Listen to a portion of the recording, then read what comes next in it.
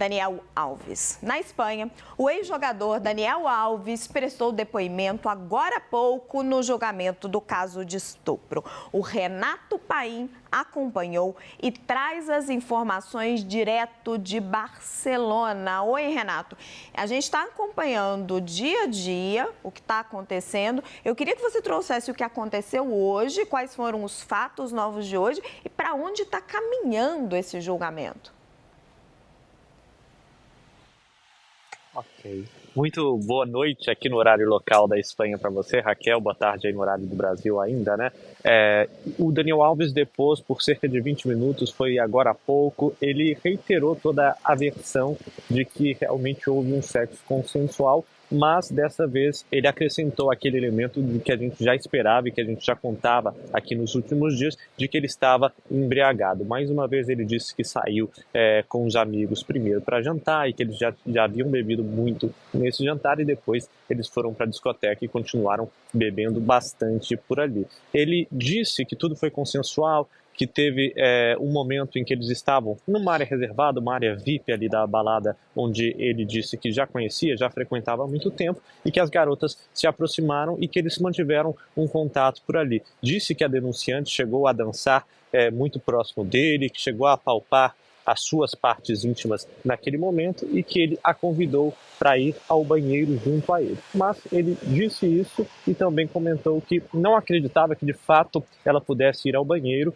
mas a convidou. Ele foi primeiro e disse que quando ele menos esperava, ele deu de cara com ela na porta do banheiro e foi onde tudo aconteceu, segundo ele, de maneira consensual. Ele contou e fez, inclusive, um certo teatro. Ele imitou exatamente a sua posição naquele momento, disse que houve sexo oral, disse depois também que houve a penetração, mas disse que tudo foi feito de maneira consensual entre os dois e não notou de nenhuma maneira alguma rejeição da garota. Disse que ela não disse não em nenhuma vez, em nenhum momento, e não fez nenhum tipo de movimento separando ou mostrando que não estava querendo aquela relação. Disse que depois, inclusive, eles voltaram, as amigas estavam lá e elas não mostraram estarem satisfeitas ou de alguma maneira irritadas com ele. Então saiu a casa e em determinado momento ele disse e chorou bastante nesse depoimento. Foi um momento em que ele relembrou o momento em que recebeu a notícia, a informação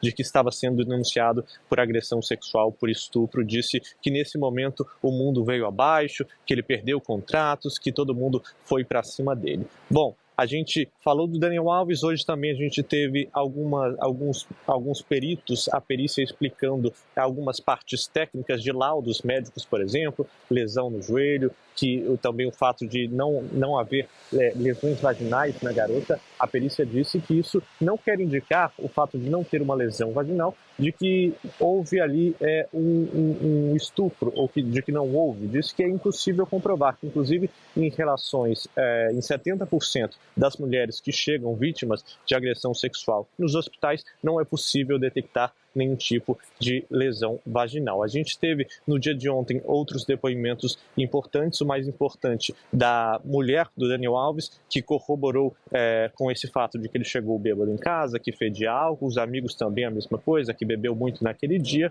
E no primeiro dia a gente teve depoimento da vítima, a vítima que depôs a portas fechadas, mas a gente já sabe, ela manteve a sua versão de que foi estuprada, de que não queria e que o sexo foi forçado naquele momento. A amiga e a prima também disseram a mesma coisa. No primeiro dia, a amiga da denunciante disseram que ela saiu aos prantos dizendo que Daniel Alves a machucou muito e teve, inclusive, medo de denunciá-lo pela força, pelo nome do Daniel Alves.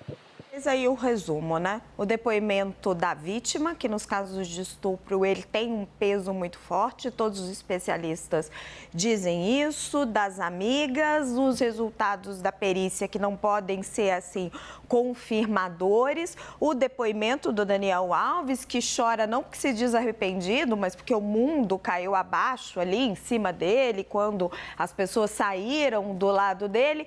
Com todos esses depoimentos sendo colocados, e você esqueceu da esposa dele, né, que corrobora o quanto ele chegou bêbado em casa. Para onde caminha o caso? O que dizem os jornais locais? O que dizem os advogados por aí?